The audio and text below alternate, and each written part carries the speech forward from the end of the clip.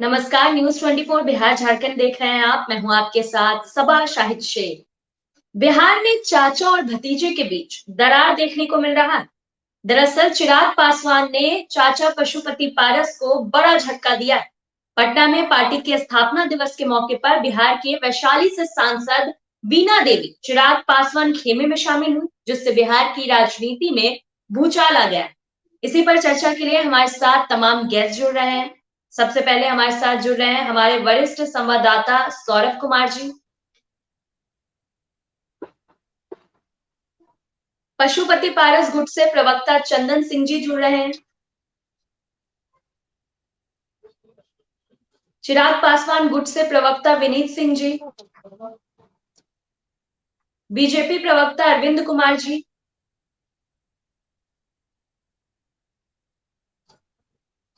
RJD प्रवक्ता एजाज अहमद जी। नहीं वो हम लोग का मीटिंग में है संजय कुमार जी।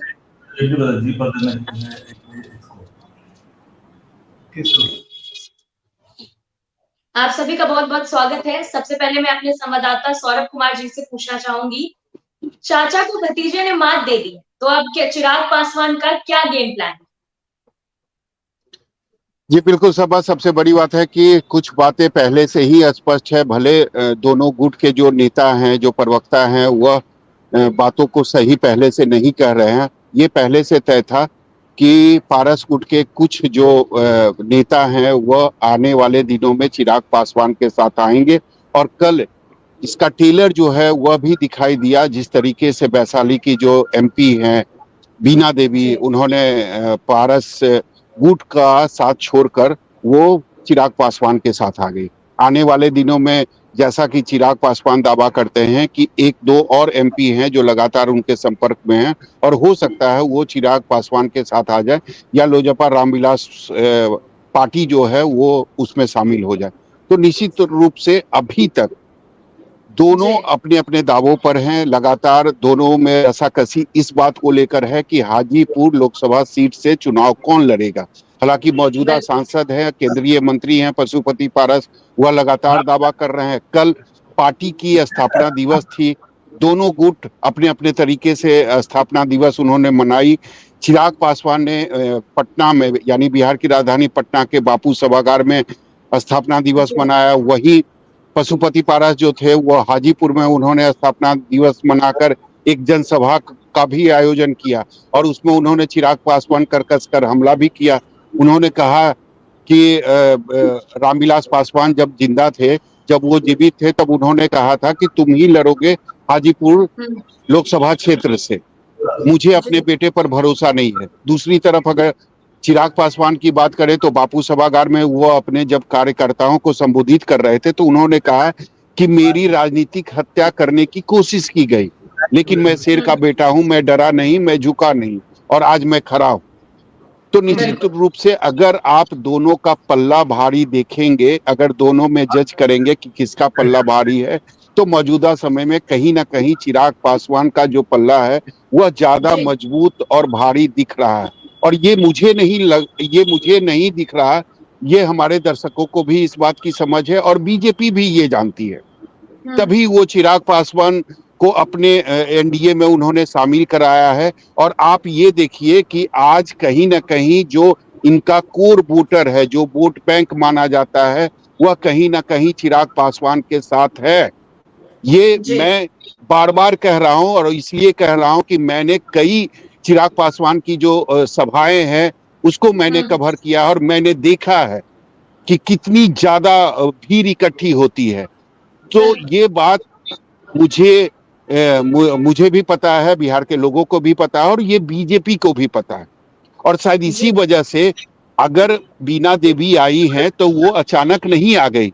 उन्हें पता है कि किस गुट के तरफ से उन्हें टिकट मिलेगा, किस गुट के तरफ से उनकी दावेदारी ज्यादा मजबूत होगी, किसके साथ रहने में उनका ज्यादा फायदा होगा। तो निश्चित रूप से शुरुआत हो गई है। आने वाले दिनों में और भी, जो चिराग पासवान बार बार दावा करते हैं कि और भी कई नेता हैं जो उनके संपर्क में हैं, आने वाले दिनों में वो उनकी पार्टी को ज्वाइन करेंगे। जी, पार्टी ऑफिस तरफ बात नहीं। अब सीधा हम चंदन सिंह के पास चलते हैं। चंदन जी, ये बताइए, पहला झटका तो लग गया आपको कल, बीना देवी आपको छोड़कर चिराग पासवान के साथ आ गई, अब क्या कहेंगे?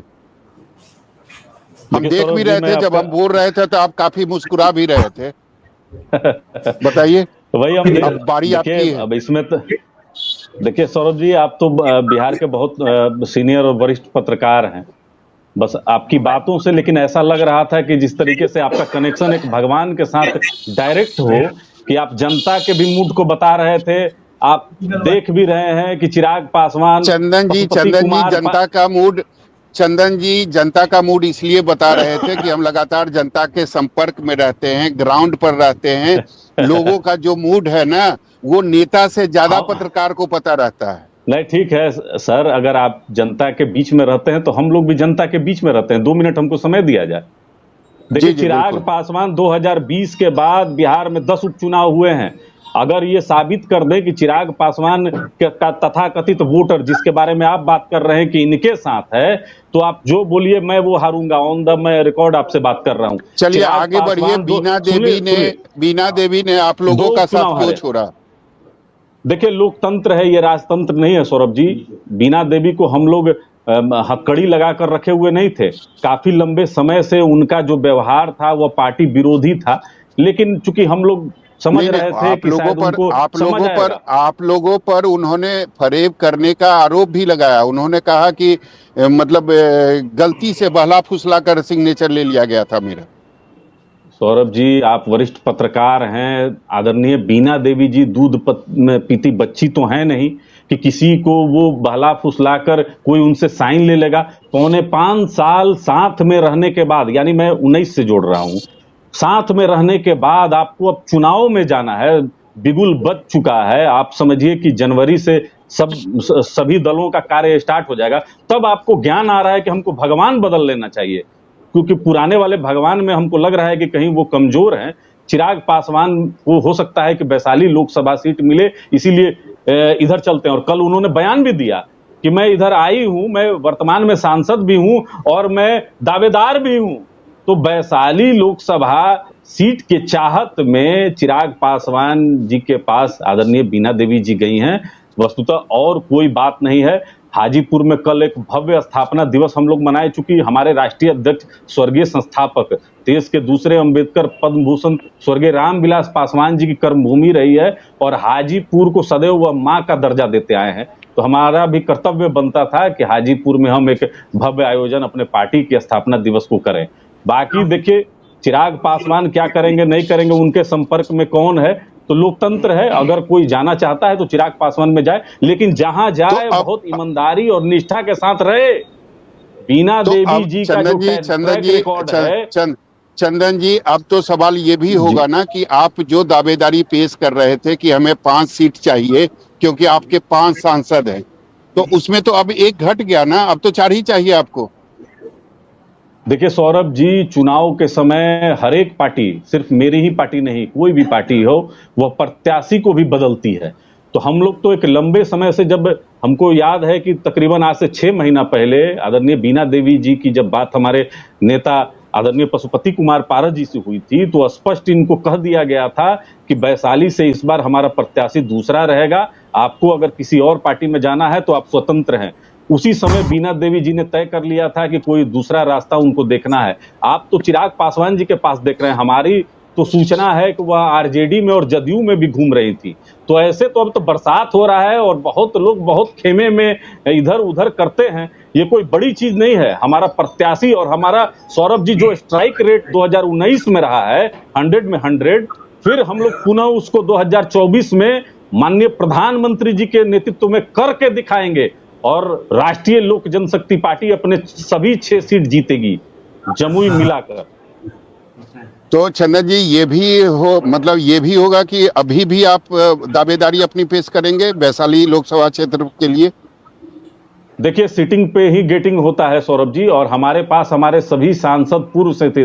अभी आदरणीय बीना देवी जी गई हैं, उनको स्पष्ट कह दिया गया था। चूंकि वैशाली लोकसभा क्षेत्र से जो हमारे कार्यकर्ता हैं और काफी पुराने कार्यकर्ता हैं, इनकी शिकायतें बहुत पहले से पहुंच रही थी कि हमारे देश के यशस्वी प्रधानमंत्री आदरणीय नरेंद्र मोदी जी की जो केंद्र की योजनाएं हैं, वो आदरणीय बीना देवी जी अच्छे से धरातल पर नहीं उतार रही थी और लोक जनशक्ति पार्टी के पुराने कार्यकर्ताओं को सम्मान नहीं दे रही थी। यही अब उन्हीं के पास गई हैं जो जिनके बारे में फेमस है कि अपने से बड़ों का सम्मान नहीं करते हैं, उन्हीं के पास गई हैं। ठीक है, वहां गई हैं, लेकिन वहां भी निष्ठा पूर्वक रहें।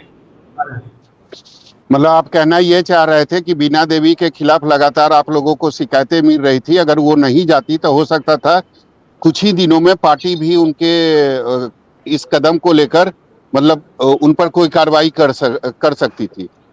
नहीं, हमारे राष्ट्रीय अध्यक्ष जी ने स्पष्ट कर दिया था कि आपको हम पुनः वैशाली से नहीं रिपीट करेंगे। आप अगर किसी दूसरे दल में या कहीं जाना चाहती हैं तो आप स्वतंत्र हैं, और पार्टी कम से कम पुराने संबंध के आधार पर आप पर दल विरोधी जो अधिनियम है उसका प्रयोग नहीं करेगी। हमारे नेता ने स्पष्ट उनको वादा भी किया था। जी चलिए विनीत जी, आपके पास आते हैं। अब आपने तो अब मुझे नहीं लगता है कि आपसे सवाल पूछने की जरूरत है, जवाब आपके पास जरूर होगा। अब बस शुरू हो जाइए। आप सभी को नमस्कार, आपको नमस्कार, सभा जी, संजय सर, सबको नमस्कार। भाई आपने सौरभ भाई अच्छा काम किया कि जो पीड़ित पक्ष है पहला उसको मौका दिया बोलने के लिए।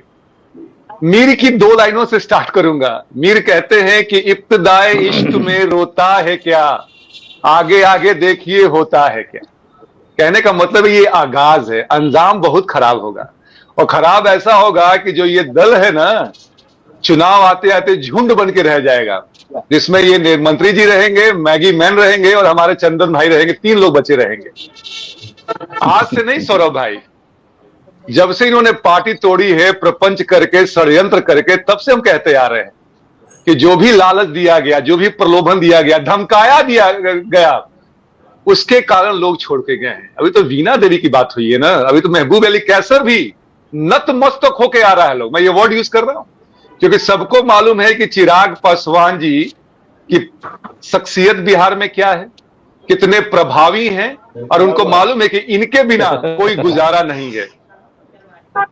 तो सौरभ भाई, मेरा अपना मानना है कि वीना देवी अब आई हैं, ठीक है, उनका स्वागत है। जो भी व्यक्ति चिराग पासवान के साथ, हमारे नेता के साथ, उनके विचारों के साथ सहमत है, हमारी पार्टी में आस्था रखता है, तो हमारे नेता ने उनका स्वागत किया है। और जहां तक मुझे लगता है कि ये जो पार्टी है 24 के बाद, आरएलजेपी जिसको हम लोग कहते हैं, वो बिल्कुल विलुप्त हो जाएगी, अंतर्धान हो जाएगी। इसके आगे मुझे कुछ कहना नहीं है, क्योंकि अब इसके बाद चंदन भाई कितना भी तोप ले, पर असलियत है, कहते हैं ना कि सच्चाई छुप नहीं सकती बनावट के वसूलों से, और खुशबू आ नहीं सकती कागज के फूलों से।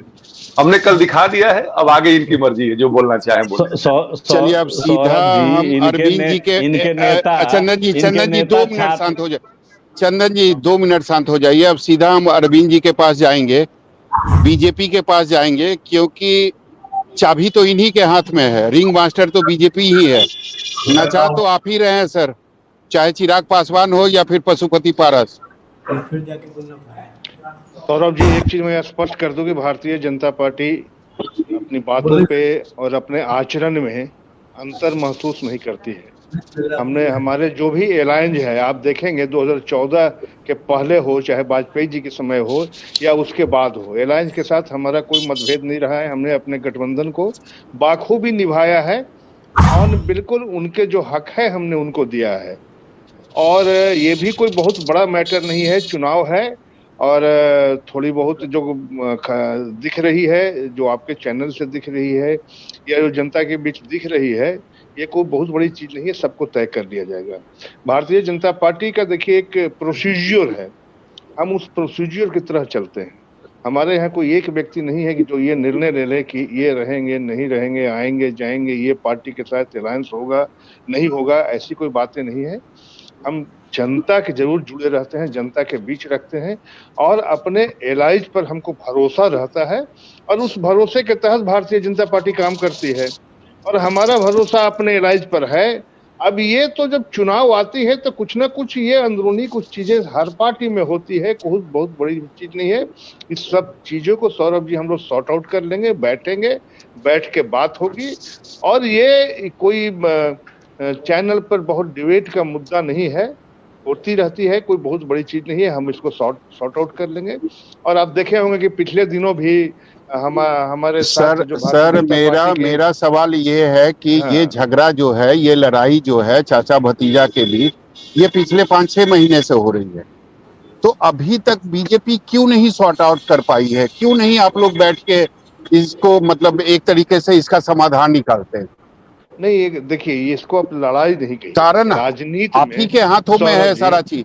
बीजेपी ही सीट तय करेगी, बीजेपी ही पता है कि बीजेपी ही दोनों गुटों को सीट देगी कि किसको कितना देना है, कौन सी लोकसभा क्षेत्र पर कौन लड़ेगा, ये भी बीजेपी ही तय करेगी। सौरभ जी तो आप लोग क्या देख रहे हैं कि किसका मार्केट वैल्यू कितना ज्यादा है, उसी हिसाब से आप लोग फिर आगे का जो रास्ता है वो तय करेंगे? नहीं, मार्केट वैल्यू था तभी तो हम इनके साथ थे। ऐसा कहा था कि मार्केट वैल्यू नहीं है। रामविलास पासवान आदरणीय बहुत सम्मानित नेता थे भाई, और भारतीय जनता पार्टी उनका आदर करती है, उनकी बातों को सम्मान करती है, तब से हम उनके साथ हैं। कहाँ दिक्कत है? केंद्र में तो जब भी चुनाव हुआ है तो हम लोजपा के साथ रहे हैं। हम दोनों की बात कर रहे हैं सर, हम चिराग पासवान और पशुपति पारस की बात कर रहे हैं। देखिए, ये बीच में उनका आंतरिक मैटर है, उस मैटर से भारतीय जनता पार्टी को बहुत लेना देना भी नहीं है, और भारतीय जनता पार्टी उसमें इन्वॉल्व भी नहीं है। और मैं आपको आश्वस्त करता हूं कि मेरे जो बिहार प्रभारी माननीय विनोद तावड़े जी हैं, वो सबों से मिलकर बातचीत हो चुकी है, और जो हमारी केंद्रीय जो कोर कमेटी है उन लोगों की भी इन लोगों से बातचीत हो गई है। इसलिए ऐसा ये आपका कहना कि क्यों नहीं बात हो रही है, बहुत सौहार्दपूर्ण वातावरण में हमारी बातचीत हुई है, और बहुत जल्द इन सब चीज को तय कर लिया जाएगा। ये उनका आंतरिक मामला है। अब किसी दल में आंतरिक मामले में भारतीय जनता पार्टी हस्तक्षेप नहीं करेगी, ये बहुत स्पष्ट है। हम चलिए एजाज जी आपके पास आते हैं, पार्टी को देखते कुछ हैं, समझ में आ रहा है कि ये लड़ाई क्या है, इसका समाधान क्या हो सकता है? देखिए सौरभ जी, सभा जी, ये लड़ाई तीतर बटेर वाला भारतीय जनता पार्टी कर रही है, और भारतीय जनता पार्टी बंदर बाट की राजनीति पर विश्वास करती है। लड़ाओ और अपना स्वार्थ साधो, ये भारतीय जनता पार्टी की नीति रही है। और अभी अरविंद जी कह रहे थे कि रामविलास जी के प्रति हमारा बहुत सम्मान रहा है। सम्मान तो पूरा देश ने देखा है कि इन्होंने किस तरह से रामविलास जी के प्रति सम्मान दिखाने का काम किया। 12 जनपद खाली कराने के समय रामविलास जी की प्रतिमा और रामविलास जी के तैल चित्रों को दिल्ली पुलिस के माध्यम से, जो इनके अमित शाह के अधीन आता है, बूटों के तले रौंदने का काम किया गया। और संविधान निर्माता बाबा साहेब डॉक्टर भीमराव अम्बेडकर के जो तैल चित्र थे उनको किस तरह से फेंकने का काम दिल्ली पुलिस ने किया, ये सब लोगों ने देखा है। और भर भर आंख आंसू लिए चिराग पासवान जी दिल्ली की सड़कों पर खड़े थे। भारतीय जनता पार्टी के एक नेता उनको सांत्वना देने नहीं आए। उस समय माननीय उप मुख्यमंत्री तेजस्वी प्रसाद यादव जी ने कहा कि मैं रामविलास जी के सम्मान को ठेस नहीं पहुंचने दूंगा। रामविलास जी को और रामविलास जी के प्रति जो अपमानजनक व्यवहार भारतीय जनता पार्टी ने किया है, उसमें मैं चिराग पासवान जी के साथ खड़ा हूं।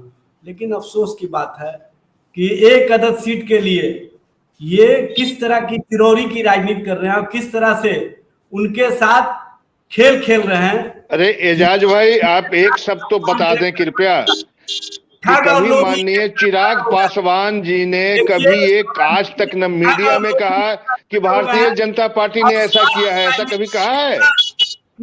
आप एक भी बयान उनका दिलवा दीजिए। अरे आरजेडी को पेट में क्यों दर्द हो रहा है? आपके पास चिराग पासवान नहीं गए हैं? चिराग पासवान राष्ट्रीय जनता दल के पास नहीं गए हैं और नहीं कभी जाएंगे। चिराग पासवान जी का जो मामला है वो आप मीडिया के थ्रू भी समझ रहे हैं, स्पष्ट है आपको किस कदर वो बिहार फर्स्ट और बिहारी फर्स्ट की बात करते हैं। और आप बिहारी लास्ट और बिहार पिछड़ा, दोनों के एजेंडा में अरविंद जी एक मिनट के लिए। एजाज जी मैं समझ गया आपकी बातों को। हमारे साथ डॉक्टर संजय कुमार भी हैं, उनके पास चलते हैं, बिहार की राजनीति को काफी अच्छी तरीके से समझते भी हैं। सर, इन दोनों की जो लड़ाई है चाचा भतीजा की, क्या आपको लगता है ये 2024 के पहले इसका कोई समाधान निकलेगा, या ये दोनों अलग अलग ही रहेंगे और अलग अलग ही सभी सीटों पर अपनी दावेदारी पेश करेंगे? नहीं, समाधान निकलेगा। और जो आपने शब्द इस्तेमाल किया रिंग मास्टर का, कि आखिर ये चाचा भतीजे के बीच में जो दरार है या लड़ाई, जिन शब्दों का इस्तेमाल कर लीजिए, तो कहीं ना कहीं से इसको कौन डिक्टेट कर रहा है या कहां से नियंत्रित हो रही है चीजें? भारतीय जनता पार्टी तो नियंत्रित कर रही है। पशुपति कुमार पारस बतौर मंत्री हैं केंद्र सरकार में, जो एनडीए की सरकार है, उस सरकार में तो ये मंत्री हैं, और चिराग पासवान जी भी एनडीए में हैं। तो चाचा और भतीजा दोनों एनडीए में तो हैं, इससे तो इनकार नहीं किया जा सकता है। अब रह गई बात सीटों को लेकर के, इस सीटों को लेकर के सीटिंग गेटिंग का जब मामला होगा, तो क्या लगता है कि अगर ये दोनों दो गुट बना करके भी लड़ते हैं, तो जितने सीटिंग एमपी अभी पशुपति कुमार पारस जी के साथ हैं, क्या भाजपा उन सीटिंग एमपी को सीट दे पाएगी? सवाल एक, नंबर एक। ये बात को लेकर के इनके सांसद भी सशंकित हैं, और उसको लेकर के लगता है कि संभावना कहीं और तलाशी जाए। तो लगा कि अगर क्यों न चिराग पासवान के साथ जाया जाए, और चिराग पासवान आश्वस्त करते हैं कि इसकी जिम्मेवारी मैं लेता हूं, कि अगर आप चाचा की जगह पर हमारे साथ आप जुड़ेंगे तो वो सीट हम आपको लड़ाएंगे। शायद ये आश्वासन और भी सांसदों को दी गई होगी। तो ये चीजें होंगी। अब रह गई बात कि भाजपा कितनी सीटें दे पाती है, चाहे वो चाचा को देने की बात हो या चिराग पासवान जी को देने की बात हो, ये तय तो बीजेपी करेगी ना, कि हम कितने सीटों पर चिराग पासवान जी को लड़ाएंगे और कितनी सीटों पर पशुपति कुमार पारस जी को लड़ाएंगे। लेकिन संजय जी, ये भी तो सवाल है ना कि अगर ये दोनों अलग अलग होकर लड़ेंगे 2024 में, तो नुकसान तो एनडीए को ही होगा ना। नहीं, ये अभी कहां तय हो गया कि दोनों अलग अलग होकर के लड़ेंगे? अभी तो दोनों उत्तराधिकार की लड़ाई लड़ रहे हैं। अभी तो पशुपति कुमार पारस कह रहे हैं कि भाई रामविलास पासवान जी के असली उत्तराधिकारी हम हैं। कल प्रिंस राज ने क्या कहा हाजीपुर में? तो ये लड़ाई कब खत्म होगी सर? ये लड़ाई कब खत्म होगी? क्योंकि अब बहुत ज्यादा समय नहीं है 2024 को अगर देखें तो चुनाव को। जिस दिन भाजपा, अगर आज भाजपा चाह लेगी कि लड़ाई खत्म हो जाए, आज खत्म हो जाएगी। कल चाह लेगी भाजपा, कल खत्म हो जाएगी। परसों चाह लेगी, परसों खत्म हो जाएगी। ये भी हम समझना चाहेंगे सर कि किस रूप में खत्म होगी लड़ाई जो है, ये किस रूप में खत्म होगी? इस रूप में आपको खत्म क्या होगी? लगता है? नहीं, इस रूप में खत्म होगी कि आपने देखा होगा कि भारतीय जनता पार्टी की पूरी नजर दलित वोट पर है। वो किसी भी कीमत पर दलित वोटरों को का बिखराव वो बिहार में नहीं होने चाहिए। चाहे वो मामला चाचा भतीजा का हो, चाहे और दलित नेता का मामला हो। और ये दोनों को भाजपा बुलाएगी, कहेगी कि ठीक है, अगर हाजीपुर सीट के लिए अगर वो अड़े हुए हैं, तो चिराग जी को समझाया जाएगा कि हाजीपुर सीट चाचा हैं, आपके बड़े हैं उम्र में, छोड़िए इनको, अब इस जिद को हटाइए। और भतीजे को कहा जाएगा कि भाई आप कैंडिडेट लड़ाइए, भविष्य आपका है। हम चाहते हैं कि 2025 में आपके नेतृत्व में बिहार में हम एक दलित नौजवान युवा चेहरा देंगे। तो अपने अपने तरीके से भारतीय जनता पार्टी चाचा और भतीजे से डील करेगी। और हम समझते हैं कि ये उत्तराधिकार की लड़ाई, दावेदारी की लड़ाई, इधर जा रहे हैं उधर जा रहे हैं, जिस दिन भाजपा तय कर लेगी कि अब चाचा भतीजा की अब दूरी को हमको कम कर देनी है। चाचा भतीजे के राजनीति में न कोई अस्थायी दोस्ती होती है, ना अस्थायी दुश्मनी होती है, और यहाँ तो पारिवारिक मामला है, चाचा भतीजा का मामला है। इसलिए बीजेपी के गेम में जो आपने शब्द इस्तेमाल किया, फिर मैं उसको कह रहा हूं कि रिंग मास्टर की भूमिका में वही है। अब उसके लिए उपयुक्त शब्द लगता हो या नहीं लगता हो, लेकिन बीजेपी अगर चाहेगी कि ये चाचा भतीजे की दूरी को हम खत्म कर दें, तो खत्म हो जाएगी। इससे इनकार नहीं किया जा सकता। फिर से एक बार आते हैं अरविंद जी के पास, फिर से आ रहा है सर। जिस दिन बीजेपी चाहेगी लड़ाई, उस दिन खत्म हो जाएगी, यानी फिर हम लोग बीजेपी के तरफ ही आ गए। हम लोग सौरभ जी एक परिवार हैं और निश्चित तौर पर हम चाहेंगे कि लड़ाई खत्म हो जाए। और ये बहुत बड़े मसला नहीं है, बहुत छोटा मसला है। 2-3 लोकसभा 4 लोकसभा का है। भारतीय जनता पार्टी की सारी चीजों पे नजर है और ये बैठ के तय हो जाएगा। इसमें कोई मुश्किल नहीं है, कोई आपको आगे इस तरह की कहीं नहीं दिखेगी कि कोई बात है। ये छोटी मोटी चीज है, आपस में तय हो जाएगा। बातें हो रही है और हमें लगता है कि संभवतः संवेदनशील है। पारस जी भी संवेदनशील है और चिराग जी भी संवेदनशील व्यक्ति हैं। और चुनाव के पहले थोड़ी बहुत सीट को लेकर या कुछ अंदरूनी समस्या एक परिवार के अंदर अगर इस तरह की हो जाती है तो जब शादी ब्याह समय कुछ भी आता है तो सब कुछ पड़ जाता है। तो ऐसी कोई बात नहीं है। देखिए, भारतीय जनता पार्टी चाहती है कि दलितों का जो भी एक हिस्सा है उनको मिले, उससे ज्यादा मिले। भारतीय जनता पार्टी एक अंतिम व्यक्ति की उत्थान के लिए कृत संकल्प है और अंतिम पायदान के व्यक्ति है, चाहे वो कोई भी हो, उनको उत्थान हो, उनके वर्ग का उत्थान हो। तो इसलिए कोई बहुत बड़ी सौरभ समस्या नहीं है और मैं आपको विश्वास दिलाता हूं कि बहुत जल्दी ये सारा चीज सॉर्ट आउट हो जाएगा।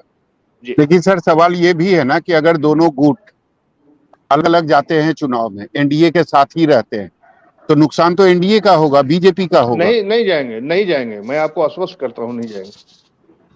चलिए विनीत जी, आपके पास आते हैं। नहीं जाएंगे, लड़ाई जो है वो खत्म हो जाएगी, चाचा भतीजा एक बार फिर से साथ आ जाएंगे। नहीं सौरभ भाई, ये कहते हैं ना कि गंगा में काफी पानी बह चुका है। उत्तराधिकारी का निर्णय जो होता है वो जनता करती है। जनता एक बार नहीं, अभी आप कह रहे थे अपने शुरुआती वक्तव्य में कि जनता ने दिखा दिया है कि रामविलास पासवान जी का असली उत्तराधिकारी कौन है। तो जिसके पास 500 वोट नहीं है, बीजेपी मुझे लगता है कि सबसे ज्यादा स्ट्रेटेजिकली स्ट्रांग पार्टी है, सेंसिबल पार्टी है। उसको मालूम है किसके साथ हमें जाना है, क्योंकि बात चुनाव की है। बात यहां पे संजय सर कह रहे थे कि चाचा बड़े हैं, और वो सर बात फेज खत्म हो चुका है। चाचा ने हर उस सीमा को लांघ दिया है जो कि बड़ों को नहीं लांघना चाहिए। तो वो बात वहां से आगे निकल गई है। अब बात है कि कैसे माननीय प्रधानमंत्री जी मोदी जी को मजबूत किया जाए। जहां विनेबिलिटी फैक्टर आती है वहां पे हमारी पार्टी और हमारे नेता ज्यादा मजबूत है। तो इसको लेके हम अस्वस्थ हैं। हम ये नहीं जानते कि कोई हम पे दया करे। चिराग पासवान ने अपना प्रभाव दिखाया है, अपने उपचुनाव में बिहार में दिखाया है। इसलिए जो भी पार्टी है, अभी एजाज भाई कह रहे थे, राजद ने कई बार लालू प्रसाद यादव जी ने हमें बुलाया था कि आइए भाई हमारे साथ रहिए आप। लेकिन हम तो उनके साथ जाएंगे ना कि जो देश की बात करे, जो प्रदेश की बात करे, जो जंगल राज की बात नहीं करे। तो वो समय निकल गया सौरभ भाई। अब जाना होना किसी के साथ नहीं है। बीजेपी हमें अपना एक वैल्यू पार्टनर समझती है और हम उस चीज को निभाएंगे, दिखाएंगे। और जितनी भी सीटें मिले, ये सीटें जितना भी निर्धारण होगा मेरे लेवल पे नहीं होगा, हमारे नेता के लेवल पे होगा। लेकिन जो भी मिलेगा याद कीजिएगा कि 100% ही जीत के लाएंगे। और मैं ये कमेंट नहीं करना चाहता हूं माननीय मंत्री जी के बारे में, क्योंकि मुझे लगता है कि उनके पॉलिटिकल करियर का पट्टाछेप अब नजदीक है। 24 में उनको अब संन्यास लेके अपने घर में बैठे। चंदन जी, 24 में पशुपति पारस जी को संन्यास ले लेना चाहिए और घर बैठ जाना चाहिए, सीधा सवाल। अब सौरभ जी देखिए, ये तो समय बताएगा। चिराग पासवान 2020 में इसी एनडीए रूपी गठबंधन से बाहर निकले थे और जमानत भी कहीं नहीं बचा पाए। वर्तमान में आप देख लीजिए कि 2020 के बाद आदरणीय पशुपति कुमार पारस जी के साथ ही सभी सांसद रहे। तो आखिर कुछ तो कारण होगा। विधान परिषद की जब चुनाव हुई, उस समय हाजीपुर से राष्ट्रीय लोक जनशक्ति पार्टी ने भूषण राय जी को चुनाव जितवाकर विधान परिषद पहुंचाया। वहीं चिराग पासवान आरजेडी गठबंधन को अपना समर्थन दिए। ये ऑडियो वायरल है। कुशेश्वर स्थान हो, तारापुर हो, जमानत नहीं बचा। ये उत्तर प्रदेश भी गए थे बाबा योगी आदित्यनाथ के खिलाफ में लड़ने के लिए, वहां भी इनका जमानत जब्त हुआ। झारखंड गए, बंगाल गए, तो जमानत जब्त कराने में इनका एक अपना रिकॉर्ड है। और बिहार की राजनीति का नब्ज चिराग पासवान नहीं समझ रहे हैं। पिता तुल्य देखिए, स्वर्गीय रामविलास पासवान जी अपने जीवित रहते में हाजीपुर, जमुई दोनों लोग को स्थापित करके तब स्वर्गवास हुए हैं। अब चिराग पासवान अपने पिता तुल्य चाचा को रोज मीडिया में बेइज्जत करते हैं, कोसते हैं। तो हम लोग अब क्या कह सकते हैं? इनको तो हम लोग अब कुछ कह भी नहीं सकते हैं, क्योंकि इनका जो राजनीति में इनका हश्र हो रहा है, वह देखकर हम लोग को तकलीफ होती है। आपको याद होगा कि एनडीए की बैठक में जब चिराग पासवान ने अपने चाचा के पैर छुए आशीर्वाद के लिए, तो चाचा इनको अपने कलेजे से लगा लिए, क्योंकि ये भी समझते थे कि मेरे बाद चिराग भी अपने परिवार को लेकर चलेगा। लेकिन अपने व्यक्तिगत स्वार्थ में और अपने मित्र के सलाह पर लोक जनशक्ति पार्टी का सत्यानाश करने का बीड़ा चिराग पासवान उठाकर रखे। अब क्या हाल है इनका, 20 में भागे इस गठबंधन से, और 24 चुनाव को देखते हुए कि अब तो हम जमुई से अब लोकसभा नहीं पहुंच पाएंगे, तो माननीय प्रधानमंत्री जी के चरणों में लेट गए। इनको कोई उनके विचारधारा से मतलब है? विचारधारा से मतलब रहता तो आप उठा कर देखिए 21, 22 और 23 ट्विटर पर माननीय प्रधानमंत्री जी को ईर्ष्यावर्ष ये बर्थडे का लिखते नहीं हैं, उनको शुभकामना संदेश नहीं देते हैं। आप देख लीजिए, इसे तो भर भर पेज लिखते हैं। तो चिराग पासवान काफी जो है और एरोगेंस वाले व्यक्ति हैं, और इस तरीके के लोगों का बिहार की राजनीति में जनता जो है देखने तो आ जाती है, चूंकि हीरो है। अरे खेसारी लाल यादव, रवि किशन जी हो या फिर आपका पवन सिंह हो, अक्षरा सिंह हो, ये लोग कहीं खड़ा हो जाएगा तो भीड़ लग जाएगा, लेकिन वोट थोड़े ही मिल जाएगा। वोट तो मिलेगा उसी को ना जिसका विचारधारा हो। तो चिराग पासवान को लोग देखने आ जाता है कि फ्लॉप हीरो रहे हैं, गोरा चिट्टा हैं, लेकिन कहीं इनको वोट नहीं मिलता है। और ये यथार्थ है, ये कहीं भी बता दें कि वोट ट्रांसफर किए हों। बीजेपी का था यहाँ पर मोकामा में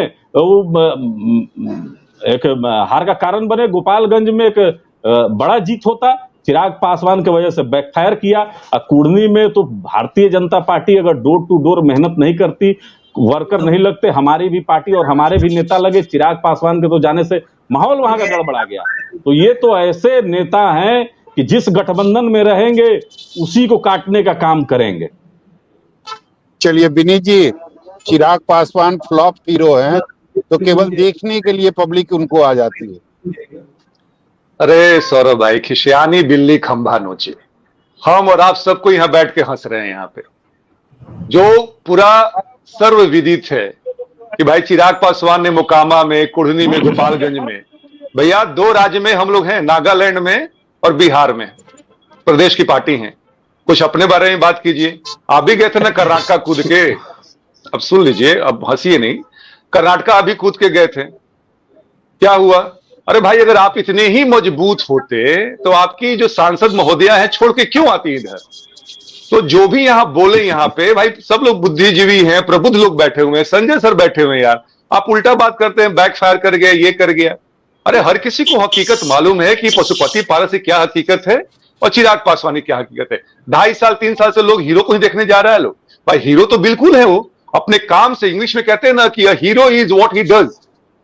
केवल शक्ल से हीरो नहीं होता है, अकल से भी होता है, अपने कर्म से भी होता है। सांसद महोदया से एक बार पूछिए कि आपके मंत्री जी ने क्या हाजीपुर के लिए कर लिया। कल जब इनसे पूछा गया कि भैया भीड़ कहां है, तो बोल रहे हैं कि रास्ते में आ रहा है, जाम में फंसा हुआ है। यहाँ पे बापू सभागार में पैर रखने की जगह नहीं है, यहाँ पे ऊपर नीचे पूरा भरा हुआ। जमीन तो ये के बदले सुन लीजिए, भीड़ आपके समय में हम नहीं बोले, पूरा मीडिया में चल रहा है। आपके समय में हम नहीं बोले थे, आपके समय में हम नहीं बोले थे, शांत रहिए ना। कहने का मतलब है कौन बोरा खोला है, कौन पैसा दिया है, हम और आपको सबको मालूम है। सौरभ भाई देखिए हंस रहे हैं, तो ऐसा बात बोलिए ताकि लोग आपको जो है ना, मतलब चंदन भाई आपका भी पॉलिटिकल करियर है, उसको बचाइए। चाचा ने जो करना था कर लिया, अब आप लोग भागिए वहां से। दिक्कत है जाइएगा कहां, क्योंकि ऐसे फ्लॉप पार्टी के साथ आप लोग, कोई आप लोग को लेगा नहीं। हमारे दरवाजे तो बिल्कुल बंद हो चुके हैं आपके, तो इधर सोचिएगा ही नहीं आप। और चिराग पासवान जैसे भी है, फ्लॉप है, हीरो है, नेता है, अभिनेता है, हम पे छोड़ दीजिए, बिहार की जनता पे छोड़ दीजिए ना। बिहार की जनता दिखाएगी आपको कि हम क्या है, हमारा बल क्या है, हमारा दम क्या है। तो 24 और 25 का इंतजार कीजिए और ये हार वाली हंसी बचा के रखिए, बाद में काम आएगा आपको। अरे कितना चुनाव आप लोग लड़े हैं ये तो बताइए। पार्टी बनने के बाद चुनाव लड़े होंगे ना, हसर क्या हुआ है? चंदन भाई अपने आप को क्यों यहाँ पे फजीहत करवा रहे हैं? आप ही के साथ में, चलिए आपके सवाल का जवाब राष्ट्रीय लोक जनशक्ति पार्टी, 10 सेकंड, राष्ट्रीय लोक जनशक्ति पार्टी बनी। अरे 10 सेकंड, एमएलसी जिताकर सदन पहुंचाया। आप अपना बताइए ना। सही बात, कुशेश्वर स्थान में, तारापुर जमुई लोकसभा के अंदर में आने वाला सीट है, मान लिया था, सही मान लिया। हाँ बोल रहे हैं, अरे आपकी तरह हम लोग झूठ का पुलिंदा आडंबर नहीं ना है। 5400 वोट आया था। सौरभ भाई, सारे को-पैनलिस्ट को हम बोल रहे हैं, कांग्रेस से ज्यादा हम थे कि कांग्रेस नेशनल पार्टी थी तब वहां पे। कहां चले गए अब शांत रहिए। से? अरे आपके लोकसभा क्षेत्र में जहां से आप सांसद हैं वहां पर आपका जमानत नहीं बचा पाए, जमानत जब्त। तो हम लोग क्या समझे? हो गया, चिराग पासवान ठीक है, हो गया। फ्लॉप हीरो हैं। और इतना व्याकुल और कुलाहट में मत रहिए। इनको सुनिए बात, बहुत बार लॉन्च करने का प्रयास इन्होंने किया लेकिन लॉन्च नहीं हो रहा है। चंदन जी, इनका चंदन जो जी है 2 मिनट के लिए शांत हो जाइए। अब सीधा फिर से चलेंगे डॉक्टर संजय कुमार जी के पास। सर ये बताइए, आपको क्या लगता है, अगर चिराग पासवान को देखें तो वो क्या नेता हैं, अभिनेता हैं, या उन्होंने खुद को साबित किया है? नहीं नहीं, नेता हैं, इससे कौन इनकार करेगा, और उन्होंने साबित भी किया है। और साबित किया है, ये चीजें रिफ्लेक्ट होती है, इसको स्वीकार करना होगा। ठीक है, चुनाव में कौन व्यक्ति जीत जाता है, कौन व्यक्ति 2 मतों से भी हार जाता है, वो जीत और हार के अनुसार किसी व्यक्ति के नेतृत्व को आप कैसे चुनौती दे सकते हैं? नेता तो हैं, इसमें कोई 2 मत नहीं है। और चुनाव जीतना और चुनाव हारना ये लीडरशिप की क्वालिटी नहीं है। विनेबिलिटी हो सकती है कि हाँ, इस पार्टी का ये विनेबिलिटी का जो रेशियो है और इसका ये विनेबिलिटी का रेशियो है, लेकिन चुनाव में स्थापित हुए हैं, जनता के बीच में एक्सेप्टेंस है चिराग पासवान जी का। चुनाव में जब जाएंगे, लोकसभा का चुनाव में, राज्यसभा के चुनाव में, उनकी विनेबिलिटी को भी वॉच करना होगा कि वो कितना उनका रहता है।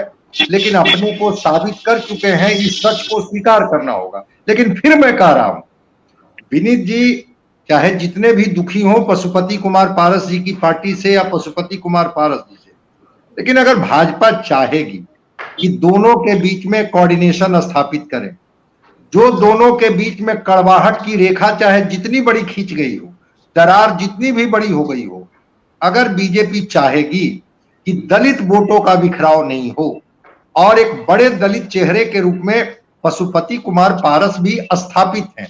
ठीक है, कल उनका क्या होगा मैं नहीं जानता हूं, लेकिन बिहार में एक फेस रिकॉग्नाइज तो है, केंद्र में तो वो मंत्री हैं। तो भाजपा नहीं चाहेगी कि पशुपति कुमार पारस हमसे दूरी बना ले। भाजपा ये भी नहीं चाहेगी कि एक युवा चेहरा जिसने अपने को घूम घूम करके बिहार में अपने को स्थापित किया है और एक्सेप्टेंस है पीपुल में, हम उनको भी नाराज करें। तो ये भाजपा पर पूरी तरह से निर्भर करता है कि चाचा और भतीजा की दूरी को कम करने में कितना कामयाब हो पाती है, या कड़वाहट वहीं की वहीं दिखती है। चलिए फिर से आएंगे एजाज जी के पास। एजाज जी ये बताइए, इन दोनों की जो लड़ाई हो रही है, इसमें फायदा तो महागठबंधन का ही है। देखिए सौरभ जी, महागठबंधन को इससे कोई मतलब नहीं है, क्योंकि जिस तरह से इन लोगों ने आम लोगों के बीच अपनी विश्वसनीयता खो दी है, और खास तौर से जो इनके गठबंधन के बड़े नेतृत्व करता है भारतीय जनता पार्टी, उसका पूरी तरह से बिहार में सफाया हो चुका है। बिहार में उसके ऊपर अब किसी का विश्वास नहीं है। और आप देख रहे हैं कि जिस तरह से महागठबंधन की सरकार काम कर रही है, चाहे शोषित के प्रति हो, चाहे दलित के प्रति हो, चाहे आदिवासी के प्रति हो, चाहे पिछड़ा के प्रति हो, चाहे अति पिछड़ा के प्रति हो, और हमने जिस तरह से काम करके लोगों के बीच ये बताने का काम किया है कि हम वोट के लिए नहीं, उनके सम्मान के लिए, उनके अधिकार हक के लिए जो काम कर रहे हैं वो स्पष्ट रूप से दिख रहा है। ये बताने की आवश्यकता नहीं है। और आप देख रहे हैं कि जब जब हमारे कार्य आगे बढ़ रहे हैं तो सबसे ज्यादा अगर बेचैनी किसी में दिखती है तो वो भारतीय जनता पार्टी में। अब भारतीय जनता पार्टी के नेता अब मुद्दों के आधार पर जनता के सवालों पर और जनता के हितों के लिए हमारे खिलाफ नहीं खड़े होते हैं। वो वही घिसा पिटा उनका जो मामला है, धर्म, नफरत और कहीं ना कहीं माहौल क्रिएट करके ध्रुवीकरण की राजनीति, ये उसी सहारे अपने आप को स्थापित रखना चाहते हैं। और एक बात मैं और बता देना चाहता हूं, ये जो दोनों हैं, चाहे पारस जी हो चाहे चिराग जी हो, ये दोनों भारतीय जनता पार्टी के पिच पर सिर्फ और सिर्फ इसलिए अभी खेल रहे हैं क्योंकि भारतीय जनता पार्टी को इनका इस्तेमाल करना है। भारतीय जनता पार्टी तब तक इनका इस्तेमाल करेगी जब तक चुनाव की घोषणा नहीं हो जाती है। जैसे ही चुनाव की घोषणा होगी, इन लोगों को कहें कि आप लोग 12th मैन थे, आप लोगों को हमारे साथ अगर रहना है तो हमारी मर्जी के अनुसार रहना होगा, और आपको पिच पर अगर पहुंचना है तो हम जैसे चाहेंगे वैसे पिच पर आना होगा। इसीलिए ये तीतर बटेर की लड़ाई लड़ाने का काम भारतीय जनता पार्टी कर रही है, बंदर बाट की राजनीति भारतीय जनता पार्टी कर रही चलिए है। एजाज जी, आपने बड़ा आरोप लगाया है बीजेपी के ऊपर, अब जवाब ले लेते हैं। एजाज जी दोनों एक दूसरे के प्रति जिस तरह का भाव रख रहे हैं, मैं समझ गया एजाज जी, आपने जो आरोप लगाया है बीजेपी पर, अब सीधा जवाब ले लेते हैं अरविंद जी से। सर, सीधा आरोप है कि जानबूझकर बीजेपी इस झगड़े को बढ़ा रही है और अंतिम समय में ये झगड़ा मतलब सलटाएगी बीजेपी और अंतिम समय में दोनों के साथ ब्लैकमेलिंग भी करेगी। सौरभ जी, अब एजाज भाई को कहने के लिए तो कुछ बचा नहीं है। वही एक घिसा पीटा मनोहर पोथी, इनको बहुत दिन रात डर रहता है भारतीय जनता पार्टी से। आपको क्यों चिंता होती है? एजाज जी आप शांत दर्द क्यों हो रही है? एजाज जी शांत हो जाइए। आपके पेट में शांत हो जाइए। चाहिए, ये हमारा अंदरूनी मामला है, आप क्यों चिंतित हैं? हमारा अंदरूनी मामला, इसमें छोड़ दीजिए, आप चिंतित क्यों हैं? और रही आप बार बार जो कह रहे थे कि जनता से जुड़े मुद्दों पर भारतीय जनता पार्टी नहीं आती है, आपको पता है बिहार में लॉ एंड ऑर्डर की स्थिति? अरे आप बताइए ना। एजाज जी 2 मिनट के, एजाज जी दोनों मत बोलिए, एजाज जी आप शांत हो जाए जी। सौरभ जी, मैं एक एग्जाम्पल देना चाहता हूं। अभी 10 दिन पहले के पटना हाईकोर्ट ने कहा कि बिहार की सरकार और बिहार की पुलिस, पटना उच्च न्यायालय की टिप्पणी है कि वो बिहार के जनता को सुरक्षा देने में नाकामयाब है। एक अभी फिजिकल अपीयरेंस हुआ था मुजफ्फरपुर का, एक 22 साल की लड़की है, फरन हो गया, 1 साल हो गया। पुलिस कहती है कि उसको चतुर्भुज स्थान में बेच दिया, आज तक रिकवरी नहीं हुई है। यही तो आपका ट्रैक है। हम जनता के मुद्दों से उठाते हैं तो आपको भारतीय जनता पार्टी से भय रहती है, आपको चिराग सर ये भी सच है ना सर, ये भी सच है। भय लगता है। अरविंद जी सच ये भी है ना कि आज जो जनता में भ्रम की स्थिति है, इसके लिए जिम्मेदार कहीं ना कहीं बीजेपी है। अगर बीजेपी चाहे तो लड़ाई को 1 मिनट में खत्म कर सकती है। लड़ाई इस भ्रम को क्यों बार बार सौरभ जी, मैंने स्पष्ट किया कि सब चीज दूर हो जाएगा, जल्द ही दूर हो जाएगा और आपके सामने रहेगी।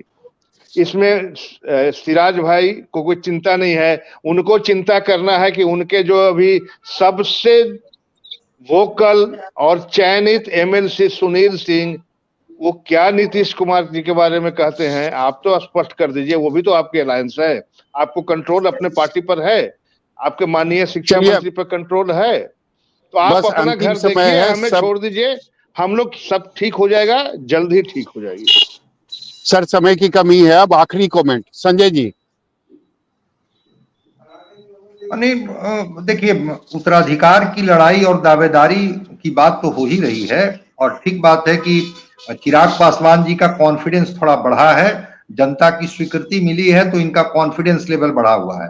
लेकिन इसके बाद भी मैं बता रहा हूं कि पशुपति कुमार पारस जी केंद्र में मंत्री, और भारतीय जनता पार्टी निश्चित रूप से बीच बचाव करेगी, कोई ना कोई ठोस पहल करेगी, और ठोस पहल कर करके किसी भी कीमत पर, फिर मैं मजबूती के साथ कह रहा हूं कि वह दलित वोटों का बिखराव नहीं चाहेगी भारतीय जनता पार्टी।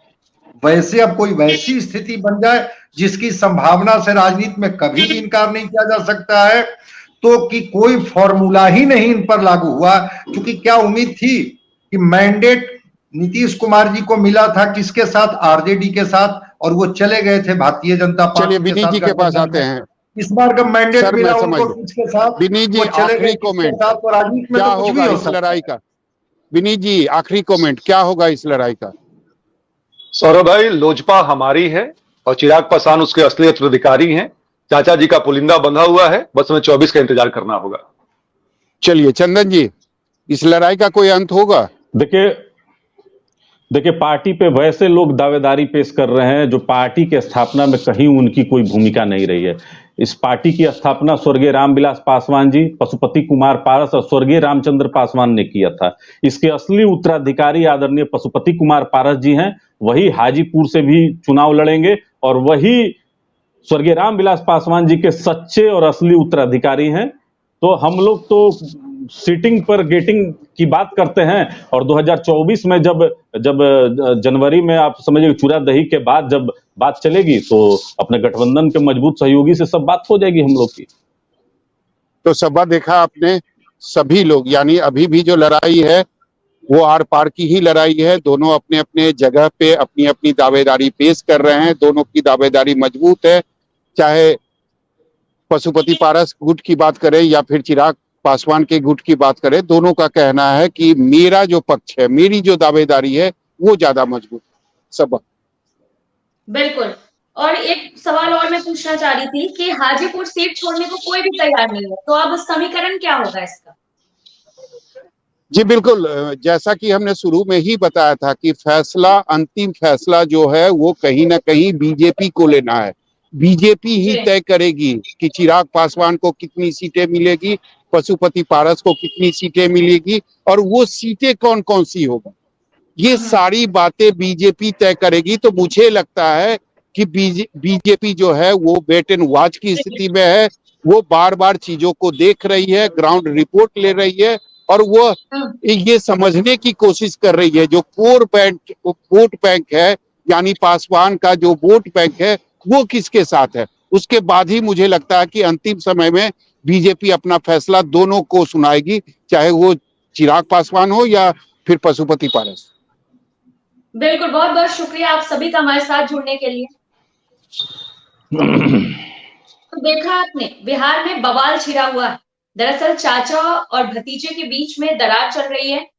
हाजीपुर सीट को लेकर दोनों में घमासान जारी है। अब देखना ये होगा कि हाजीपुर सीट आखिर किसके पाले में जाती है। फिलहाल के लिए इतना ही। देखते रहिए News 24 बिहार झारखंड।